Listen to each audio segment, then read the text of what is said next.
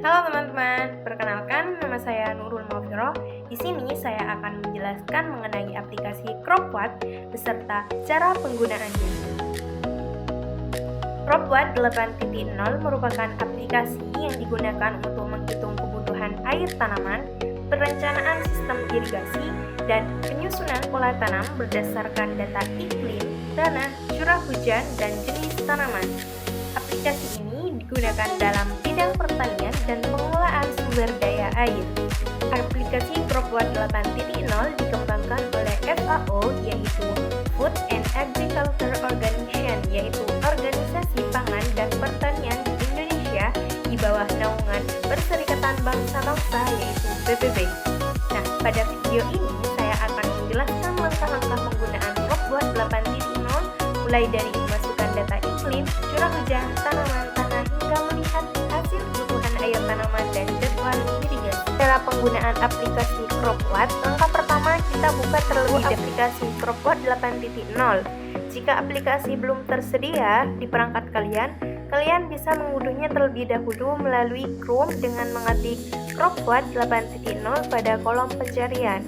Kemudian lakukan instalasi seperti biasa. Nah, setelah aplikasi berhasil dibuka, akan muncul tampilan menu utama pada CropWatt 8.0. Selanjutnya, masuk ke menu utama di bagian menu klimat atau iklim. Pada bagian country, nah di sini ada beberapa bagian. Nah, untuk bagian country, pertama-tama kita isi bagian atas terlebih dahulu. Pada bagian country, kalian bisa isi negara atau wilayah kalian. Nah, berhubung di sini adalah Indonesia, maka country di sini kita tulis dengan negara Indonesia. Nah, selanjutnya di sini ada juga station. Nah, untuk station, berhubung data iklim yang saya ambil di sini adalah Bandung, maka tulis Bandung pada station. Selanjutnya untuk altitude. Nah, untuk altitude di sini kalian bisa isi dengan berapa meter wilayah tersebut berada di atas permukaan laut. Nah, berhubung di Bandung di sini datanya adalah 791 mdpl, maka bagian altitude di sini kalian bisa isi dengan 791 mdpl.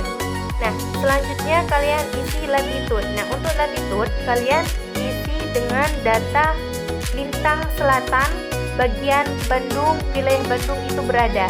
Nah, berhubung wilayah Bandung di sini berada pada ke latitude 6.88, maka kita tulis latitude-nya di sini 6.88. Nah, untuk di bagian sini ini kan N, kita ubah terlebih dahulu ke bagian S. Selanjutnya bagian longitude. Nah, di bagian longitude kalian bisa isi wilayah Bandung itu berada pada bujur berapa.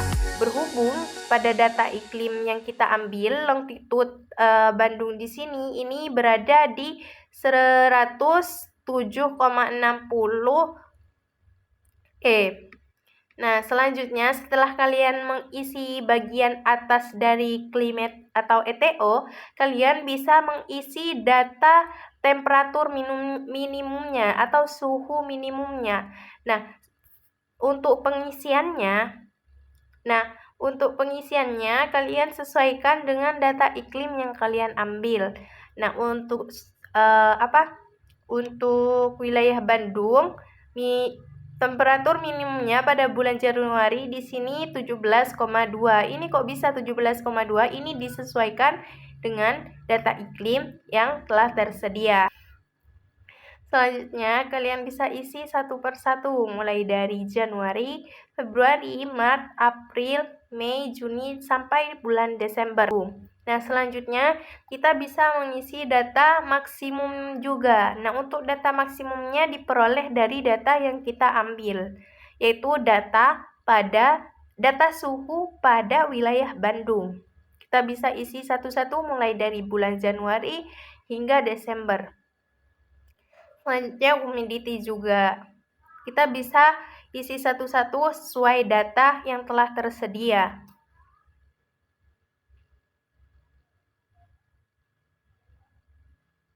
Nah, untuk UIN, kita bisa isi satu-satu sesuai data yang kita peroleh, yaitu sesuai dengan wilayah kita, yaitu Bandung.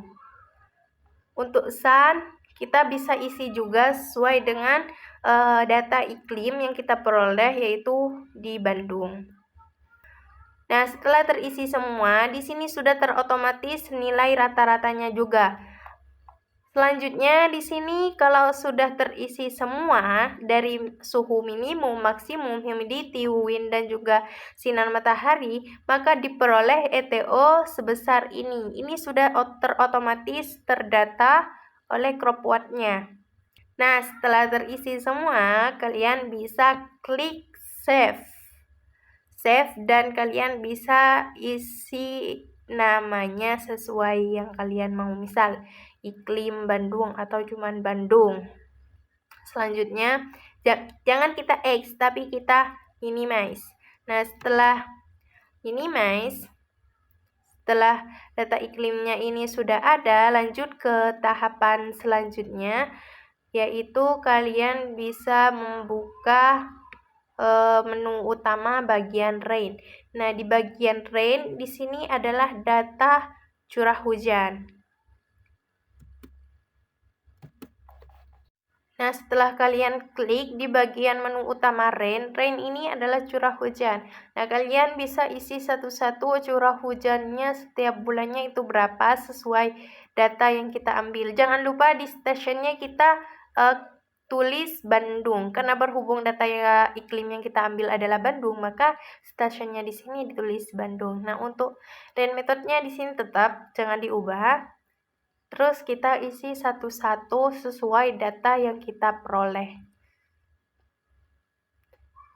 Nah, setelah itu diperoleh EFF rain. Apa itu EFF rain? EFF rain yaitu rain efektif atau efektif hujan pada tanaman. Pada bulan Januari ini dibutuhkan 142 sampai seterusnya. Nah, selanjutnya kalian bisa klik tombol save. Kalian save, terus kalian beri nama curah hujan Bandung atau terserah kalian mau diberi nama apa. Nah, kalian jangan X tapi kalian minimize atau kecilkan. Setelah kalian save, kalian bisa klik tombol utama lainnya di bagian crop. Nah, apa itu crop? Crop itu adalah pemilihan jenis tanaman.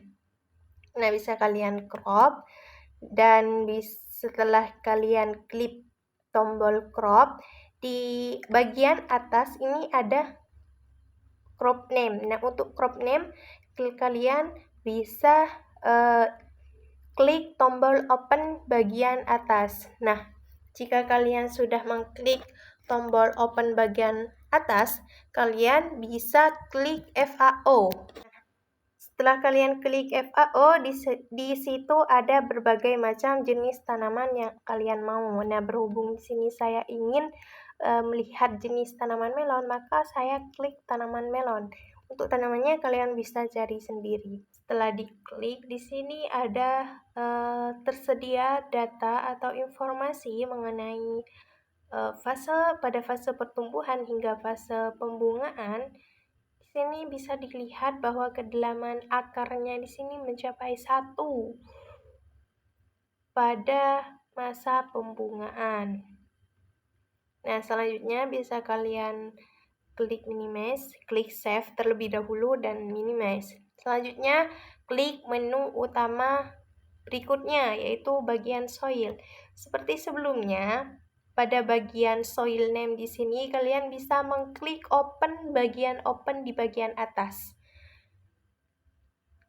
Tinggal kita klik tanahnya, yaitu black clay soil, tergantung tanah yang ada di sana, tergantung jenis tanah yang terdapat di sana.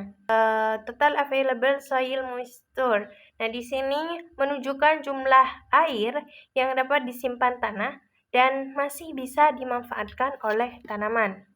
Nah, di bagian bawahnya ada maximum rain infiltration rate.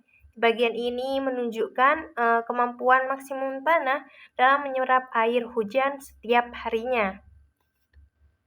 Selanjutnya, pada bagian di bawahnya maksimum rooting depth.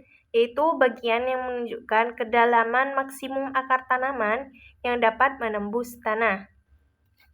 Selanjutnya, bagian di bawahnya itu ada initial soil moisture depression, yaitu bagian yang menunjukkan presentase kehilangan atau kekurangan kelembaban tanah pada kondisi awal sebelum dilakukan perhitungan.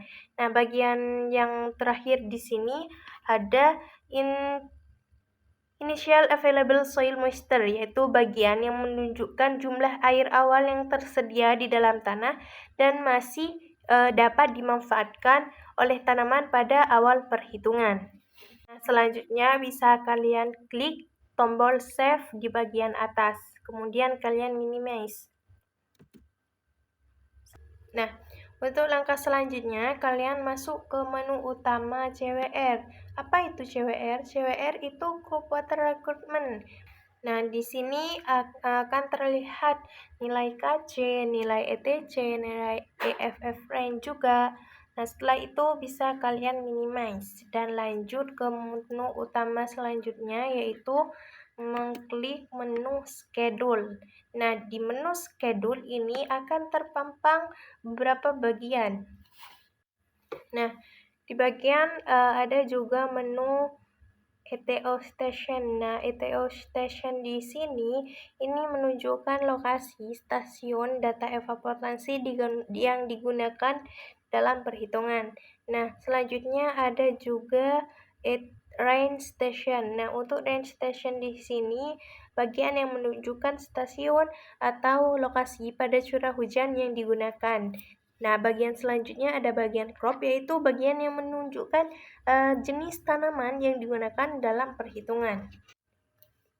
Dan selanjutnya di bagian soil, bagian ini menunjukkan jenis tanah yang digunakan. Ada juga planting date, yaitu bagian yang menunjukkan tanggal penanaman tanaman. Dan juga harvest date, yaitu bagian yang menunjukkan waktu atau tanggal panen tanaman. Nah, selanjutnya ada date. Nah, date di sini menunjukkan tanggal pengamatan atau jadwal irigasi. Selanjutnya ada day yang menunjukkan umur tanaman, ada stage, ada rain, terus ada KC, ETC, DPL, net, dan seterusnya.